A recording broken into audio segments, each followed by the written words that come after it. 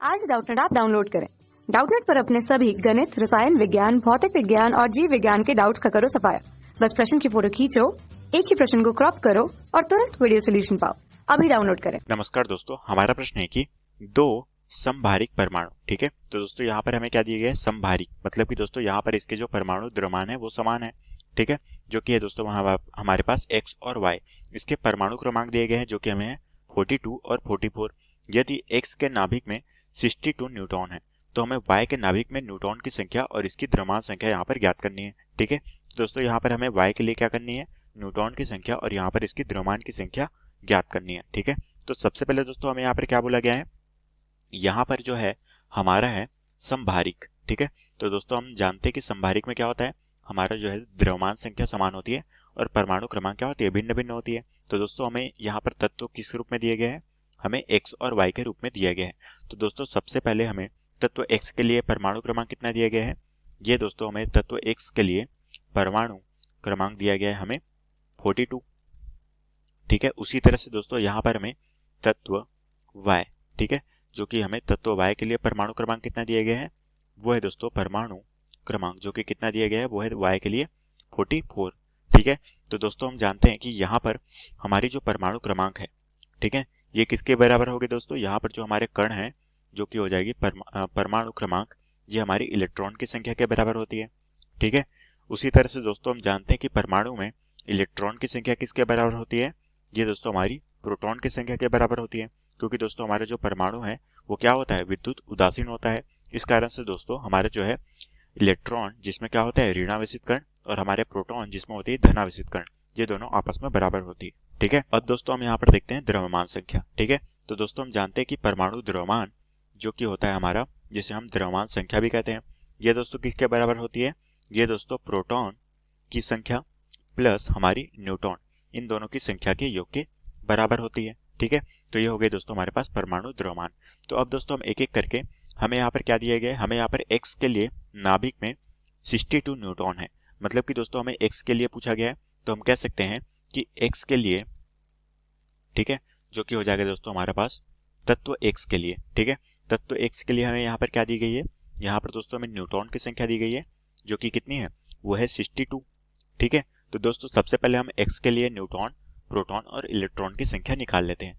तो दोस्तों यहाँ पर हमारे पास है न्यूट्रॉन की संख्या कितनी है, वो है 62, ठीक है। तो दोस्तों हम यहाँ से क्या निकाल सकते हैं, दोस्तों x के लिए हम क्या निकाल दें, x के लिए हम यहाँ पर प्रोटॉन की संख्या निकालते हैं, ठीक है। तो दोस्तों हम कह सकते हैं कि यहाँ पर जो हमारे प्रोटॉन होंगे, ये दोस्तों हमारी प्रोटॉन की संख्या कितनी हो जाएगी, वो दोस्तों हमारी इलेक्ट्रॉन के बराबर होगी, ठीक है। क्योंकि यहाँ पर हमने देखा परमाणु में इलेक्ट्रॉन और प्रोटॉन क्या होते हैं, बराबर होते हैं। तो दोस्तों हमारी प्रोटॉन जो है वो इलेक्ट्रॉन के बराबर हो जाएगी और इलेक्ट्रॉन किसके बराबर होगी, परमाणु क्रमांक के। तो दोस्तों हमें x के लिए परमाणु क्रमांक कितना दिए गए, वो है 42। तो हम कह सकते हैं कि प्रोटॉन की संख्या कितनी हो जाएगी, 42, और साथ में दोस्तों हमारी जो इलेक्ट्रॉन है इसकी संख्या भी कितनी हो जाएगी, ये हो जाएगी दोस्तों 42, ठीक है। तो दोस्तों हम यहाँ से क्या निकाल सकते हैं, यहाँ से हमारे तत्व x के लिए हम यहाँ से परमाणु द्रव्यमान निकाल सकते हैं जो कि क्या होती है, प्रोटॉन और न्यूट्रॉन की योग, ठीक है। तो दोस्तों हमारी जो x के लिए परमाणु द्रव्यमान यहाँ से कितना आ जाएगा, दोस्तों हमारी x के लिए जो परमाणु द्रव्यमान आ जाएगा वो हो जाएगी प्रोटॉन जो कि हो जाएगी 42, और साथ में दोस्तों न्यूट्रॉन जो कि कितनी है, वो है 62। दोस्तों हमारे पास परमाणु द्रव्यमान यहाँ पर कितना ज्ञात हो गया x के लिए, ये हो गई दोस्तों हमारे पास 104, ठीक है। तो दोस्तों हमने यहाँ से क्या कर लिया, हमने यहाँ से x के लिए हमने यहाँ पर परमाणु द्रव्यमान ज्ञात कर लिया। अब दोस्तों हमें तो यहाँ पर किसके लिए पूछा गया है, हमें y के लिए पूछा गया है, न्यूट्रॉन और परमाणु द्रव्यमान की संख्या, ठीक है। तो दोस्तों हम यहाँ पर जो कि है हमारे पास तत्व y के लिए हम यहाँ पर कणों को देखते हैं कि यहाँ पर कणों की संख्या क्या है, ठीक है। तो सबसे पहले दोस्तों हमें यहाँ पर क्या दिया गया है, हमें जो है y के लिए दिया गया है जो कि है परमाणु क्रमांक जो कि है 44, मतलब कि दोस्तों यहाँ पर इलेक्ट्रॉन की संख्या कितनी है, वो है 44। तो हम कह सकते हैं कि यहाँ पर जो है इलेक्ट्रॉन की संख्या कितनी है, वो है 44, साथ में दोस्तों हमारी इलेक्ट्रॉन किसके बराबर होती है, प्रोटॉन के। तो हम कह सकते हैं कि प्रोटॉन की संख्या भी कितनी है, वो है 44, ठीक है। अब दोस्तों न्यूट्रॉन, तो न्यूट्रॉन की संख्या कैसे निकलेगी दोस्तों, न्यूट्रॉन की संख्या निकालने के लिए हमें यहाँ पर परमाणु द्रव्यमान जानना होगा, ठीक है, जिसमें हमें प्रोटॉन को माइनस करेंगे तो हमारी न्यूट्रॉन की संख्या निकल जाएगी। तो दोस्तों हमें यहाँ पर क्या बोला गया है, हमें प्रश्न में बोला गया है कि हमारा जो है ये x और y, ये हमारे क्या है दोस्तों, समभारिक है, मतलब कि यहाँ पर क्या है हमारा दोस्तों परमाणु भार, ये क्या होंगे दोस्तों, इन x और y में परमाणु भार जो होंगे वो होंगे समान, ठीक है। तो दोस्तों हमने यहाँ से क्या निकाला है, हमने यहाँ से x के लिए हमने क्या निकाल लिया, परमाणु द्रव्यमान निकाल लिया जो कि है 104।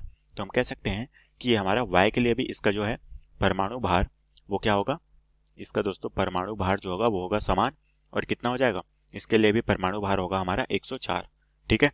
तो दोस्तों अब हम यहाँ पर परमाणु भार भी हमने निकाल लिया y के लिए, तो दोस्तों हमारी न्यूट्रॉन की संख्या निकल जाएगी जो कि हमारी परमाणु द्रव्यमान जो कि हमारे परमाणु भार कहलाती है, वो हमारी न्यूट्रॉन के लिए कितने हो जाएगी, जो हो जाएगा 104। अब न्यूट्रॉन निकालना है दोस्तों, तो हमें क्या करना पड़ेगा, प्रोटॉन को उधर ले जाके माइनस करना पड़ेगा। प्रोटॉन कितनी है, वो है 44। तो दोस्तों यहाँ से हमारी न्यूट्रॉन की संख्या निकल जाएगी जो कि कितनी आएगी, यहाँ से आ जाएगी दोस्तों हमारे पास, ये हो जाएगी 60। ठीक है। तो हम कह सकते हैं कि यहाँ पर दोस्तों हमारी न्यूट्रॉन की संख्या कितनी आ गई, वो आ गई 60, और साथ पे दोस्तों हमारा जो है परमाणु भार कितना आ गया, y के लिए ये आ गया 104। ठीक है। और यही दोस्तों हमें प्रश्न में पूछा गया था कि हमें y के लिए क्या वो निकालना था, यहाँ पर हमें y के लिए न्यूट्रॉन की संख्या और यहाँ पर द्रव्यमान संख्या ज्ञात करनी थी। तो द्रव्यमान संख्या हो गई दोस्तों 104 और न्यूट्रॉन हो गई 60, और यही दोस्तों हमें प्रश्न में पूछा गया था जो कि हमारे प्रश्न का उत्तर है। तो आशा करता हूँ दोस्तों आपको ये प्रश्न समझ आया होगा। धन्यवाद।